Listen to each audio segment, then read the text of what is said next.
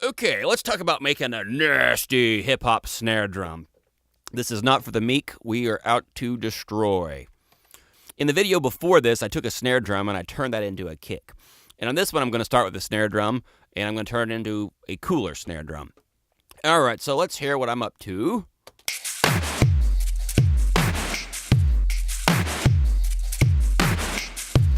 And again, that's a very nasty snare. We make no bones about it. I'm tearing that thing up.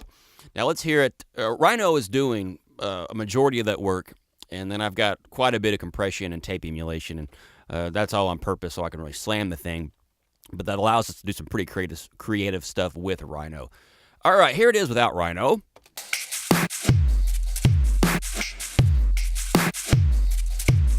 And here it is with.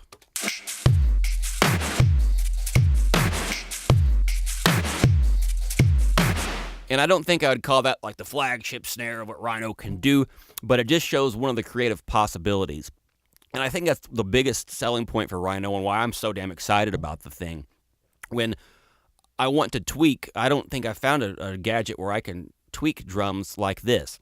There's so much crazy stuff we can do, and that's what I want to show you. And it lets me not have to mess with sample libraries because I just hate the scrolling. Okay.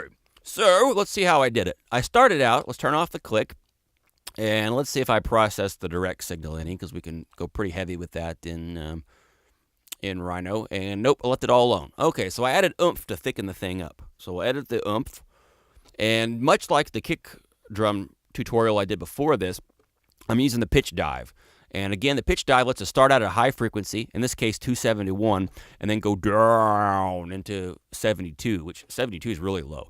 So we're adding some serious meat to this thing. So let's go ahead and open up Span and see what our beef is doing. Okay, no oomph.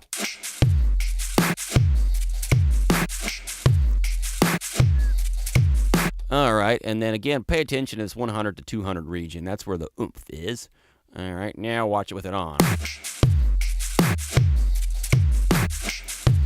You can see that green goes, boom, it flies down to 70.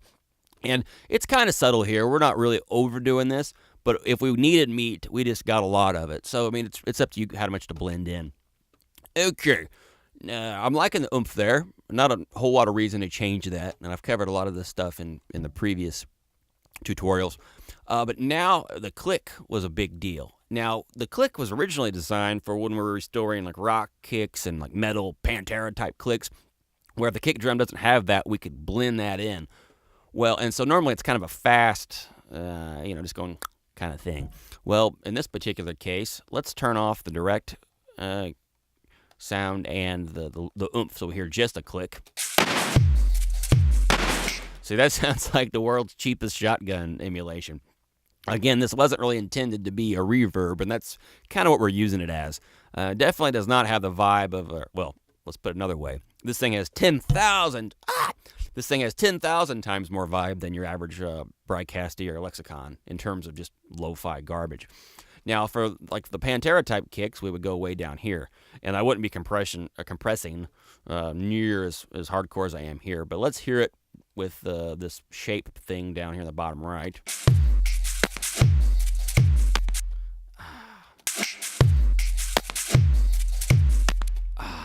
No. Oh, anyway. Now, if we go back up to the top where we have the long little wavy thingy, you'll hear the... Now, in addition to this shape gadget, this cheapo reverb in this particular case, we've also got tone controls. And these are just low-pass filters, and they let us do some pretty crazy stuff. And again, this stuff was designed for Pantera kick drums and things of that sort. However, it's very useful for getting this lo-fi shotgun sound.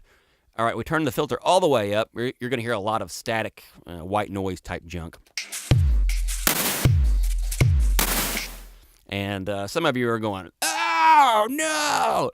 And others, like I'm thinking like, ooh, I could use that in an industrial song or something like that. Well, anyway, for this case, I really wanted that lo-fi, just junky sound. So we just knock all the top end off and go back down to whatever it was, 37, 38, something like that. Okay. All right, so now let's listen. And the way that I'm crushing this thing the compressors rely on all this junk just being all together. It's a big deal. I guess we could call that gelling. People say that gel word a lot with compression. So let's put it all together and see what we got.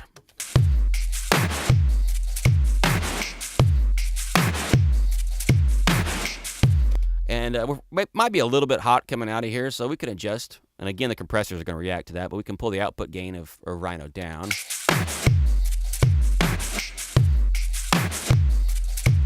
Or we can go way louder and overwork those compressors even harder. So what you can see here is Rhino is just incredible at being creative and really just mangling or improving drums. And in the hip-hop case, everybody seems to be looking for something unique and different. 808s, 909s have been around for 30 years or something.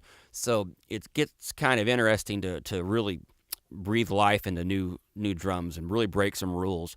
And while Rhino is designed to be a really clean thing for improving real drums that were recorded in the room and weren't exactly what we were going for, I mean, it's just spectacular for mangling too. So for people that are interested in creative new drum sounds without having to resort to thumbing through sample libraries or researching forums, which is always a nightmare, you can just make your own, and you can do it fast, and you can do it pretty damn easy. Over and out.